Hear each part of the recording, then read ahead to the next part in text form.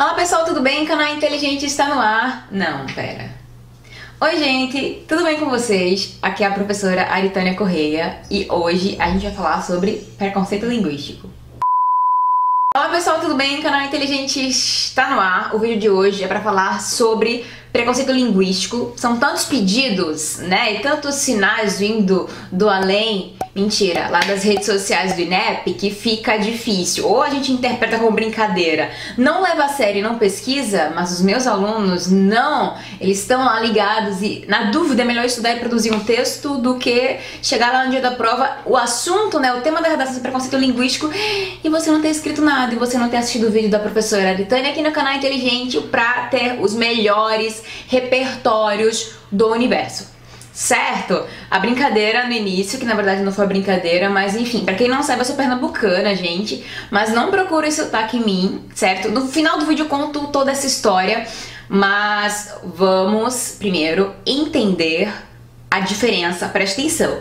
A gente tá falando sobre preconceito linguístico, certo? Significa que existe um preconceito, significa que existe uma intolerância à língua, certo? Então, entender o conceito é muito importante antes da gente começar a discutir o assunto sem sequer entender o que tá falando. E esse preconceito existe porque há uma norma e o fato de ela não ser respeitada, certo? Seguida, faz com que as pessoas tenham preconceito ou intolerância, assim como qualquer outro tipo de preconceito. Perceberam? E essa norma é a norma padrão, certo? Que é ensinada na gramática normativa, né? Que é o princípio da gramática normativa, que é ensinada nas escolas. Então, o preconceito linguístico, ele é exatamente, né, o não entender, o não aceitar, o considerar errado qualquer variante, né, qualquer variação da língua que seja diferente da norma. Mas o que a maioria das pessoas não sabem é que nós, professores de língua portuguesa, chamamos a norma padrão de variante padrão. Então nós temos a língua portuguesa e nós temos várias variantes. E uma delas é a padrão. Então o que a gente chama de norma padrão é na verdade uma variante padrão da língua portuguesa, até porque talvez vocês não saibam, mas existe mais de uma gramática.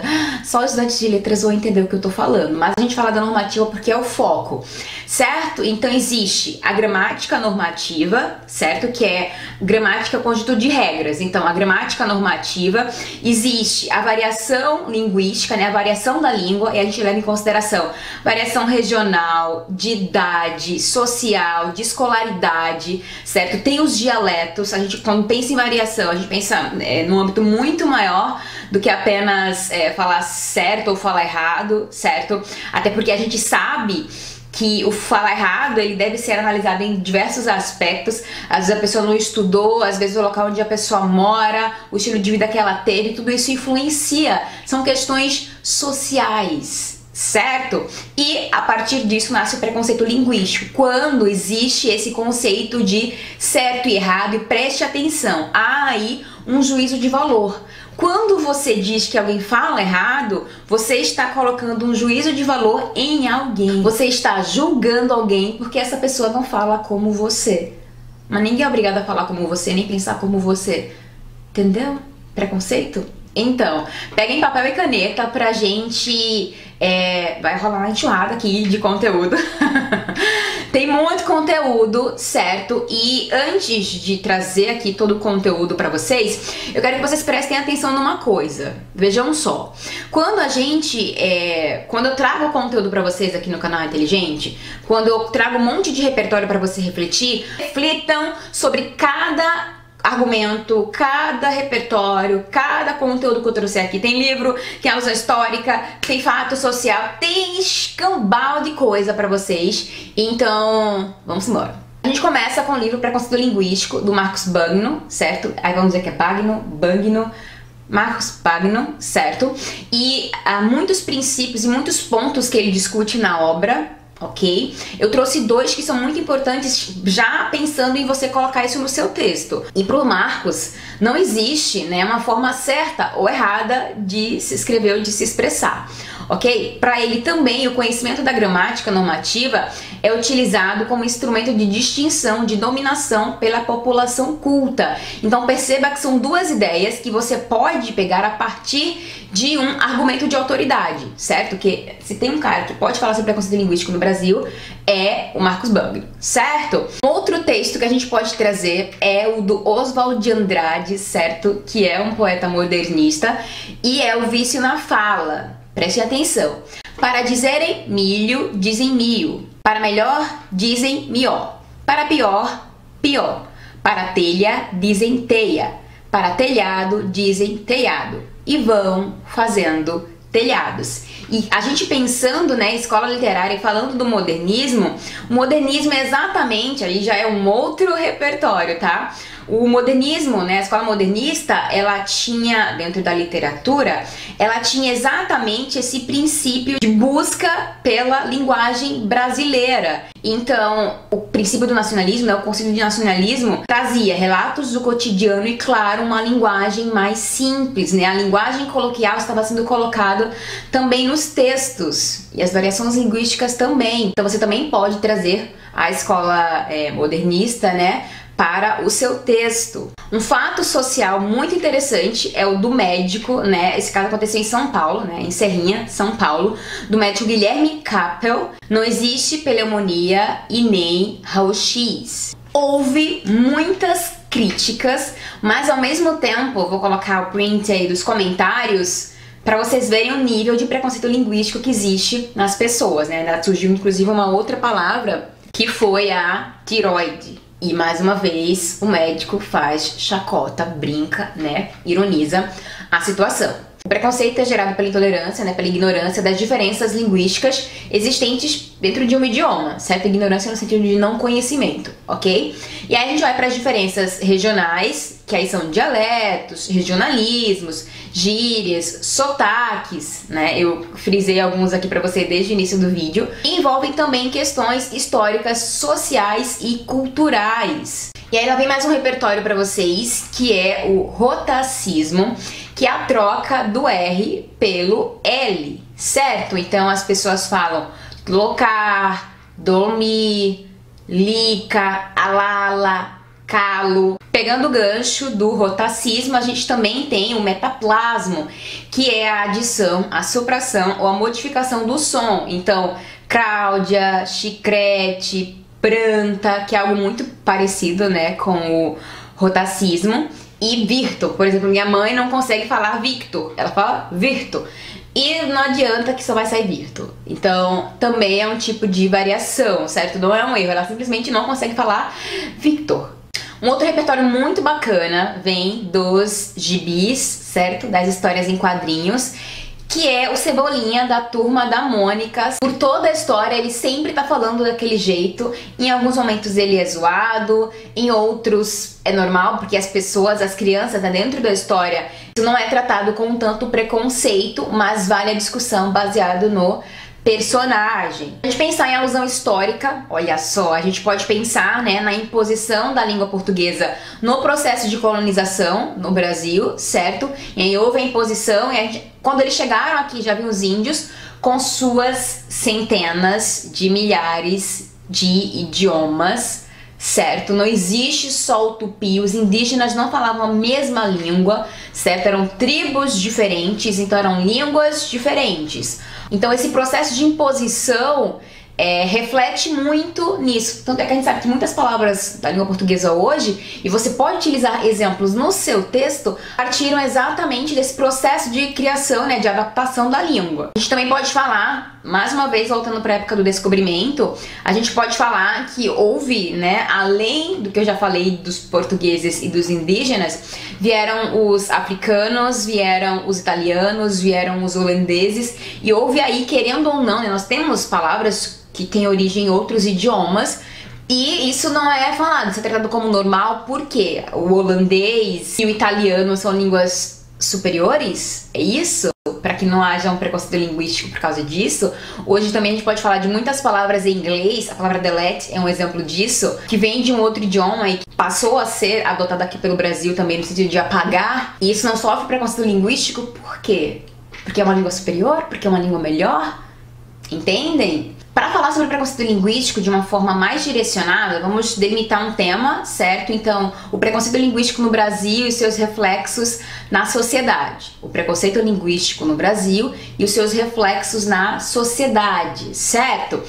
Dia desses, um aluno veio conversar comigo numa das minhas redes sociais e ele disse: professor, eu não consigo enxergar, né, o preconceito linguístico. Para mim é como se ele não existisse. E eu pedi para que ele fizesse questionamentos, né, assim, para entender o problema. Então, existe, né, um tipo de preconceito com as pessoas que moram no Nordeste por causa da forma como elas falam, por causa do jeito de se expressar. Existe preconceito das pessoas que moram na capital para as pessoas que moram no interior.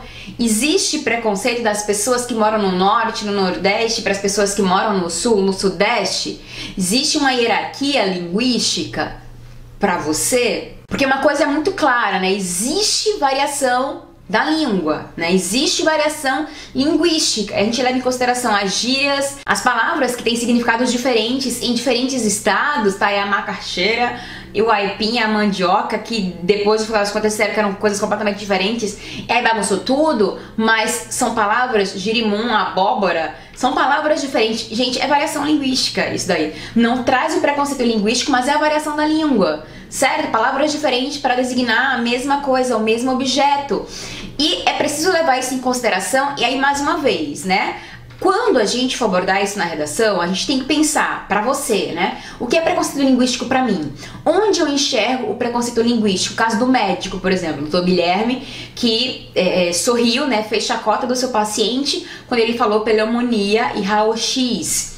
Certo? Isso não é preconceito linguístico, isso é o quê? Brincadeira? Então, para discutir preconceito linguístico, você precisa entender, né? Identificar e dizer, não, ele realmente existe, ele existe aqui e aqui. Se eu fosse fazer uma abordagem sobre preconceito linguístico, eu sim entraria no âmbito histórico, certo? Desde a imposição, né, da língua portuguesa, com a chegada dos portugueses aqui, eles como colonizadores, certo? A partir disso, né, houve a imposição e houve o ensino da língua portuguesa para todos que estavam aqui, mas isso não impediu, né, isso não fez os índios esquecerem o idioma deles, nem os outros que vieram junto com os portugueses. Então os holandeses vieram depois, os italianos vieram depois, para essa construção de um novo português. Tanto é que a gente fala de língua portuguesa de Portugal e português de Portugal e português do Brasil.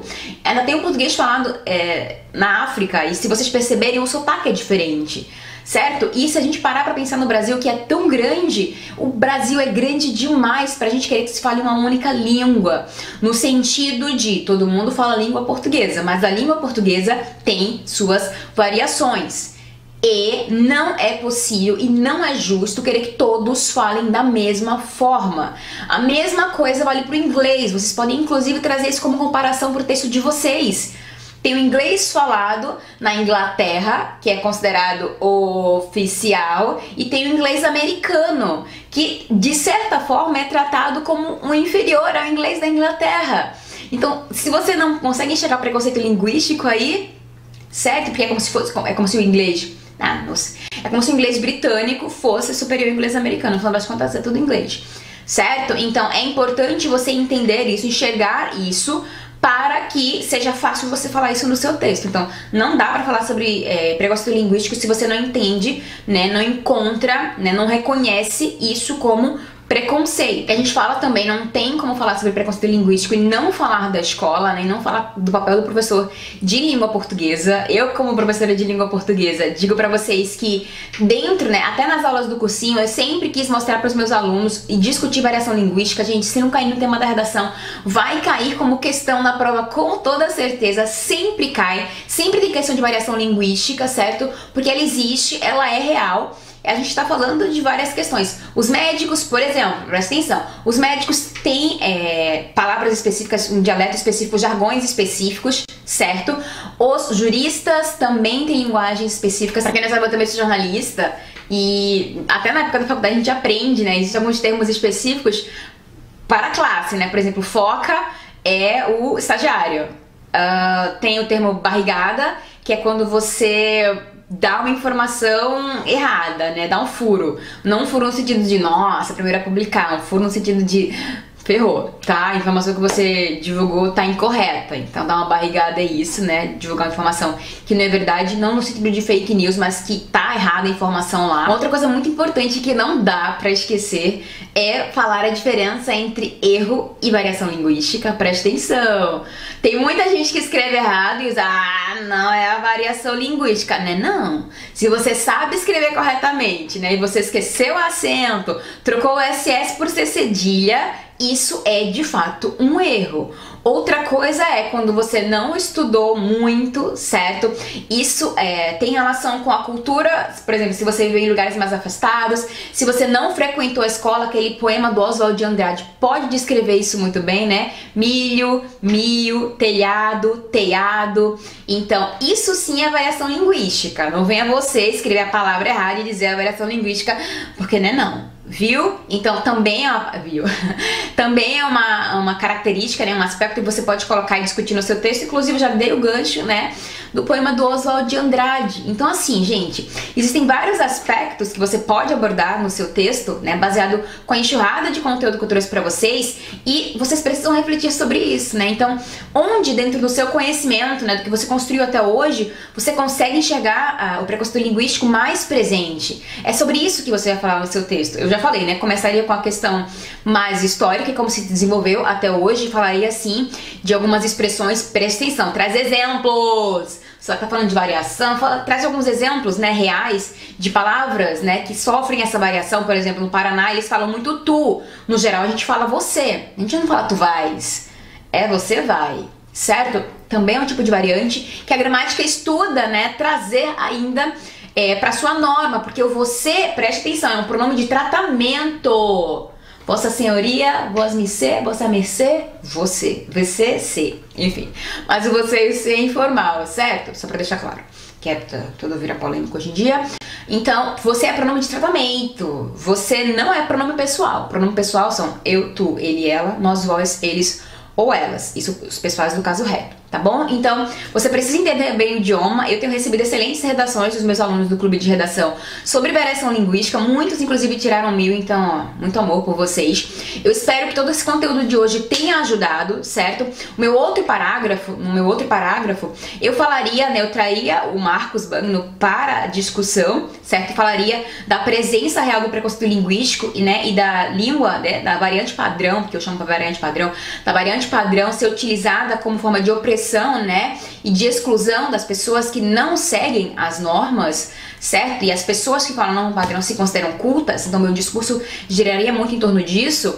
E para a minha intervenção eu trabalharia a questão da escola e o importante papel do professor, né, nessa discussão. Então seria um debate, a minha intervenção, né, traria muito, seria uma semana da variação linguística, então como se fala diferente nos vários estados e nas várias regiões do Brasil, então palavras específicas, gírias específicas, sotaques específicos.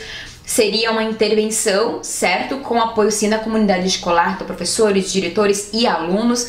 Também poderia contar com a presença dos pais. E a minha segunda intervenção, sim, seria uma desconstrução desse conceito de certo e errado, que podia ser divulgado, né, por meio, sim, de campanhas específicas, por meio de vídeos nas redes sociais, principalmente nas redes sociais, mas também nas outras mídias como TV e rádio, certo? Para falar e para levantar essa discussão. Então, essas seriam as minhas intervenções, e quem estaria por trás disso, sim, seria o Ministério da Educação e das Comunicações. Certo? Deu pra entender? Eu espero que o vídeo tenha ajudado bastante. Terminar de falar a minha história, que eu não terminei. Eu falei no início do vídeo que eu sou pernambucana, certo? E você pode até procurar no meu sotaque algumas características. Quem convive mais comigo, de vez em quando eu falo o T e o D mais cortado. A gente não chia tanto na hora de falar, mas quando eu fiz o curso de jornalismo, enfim, eu tinha até terminado letras, né? Mas durante o curso de jornalismo, os meus professores me influenciaram a fazer fono, certo? Pra neutralizar o sotaque.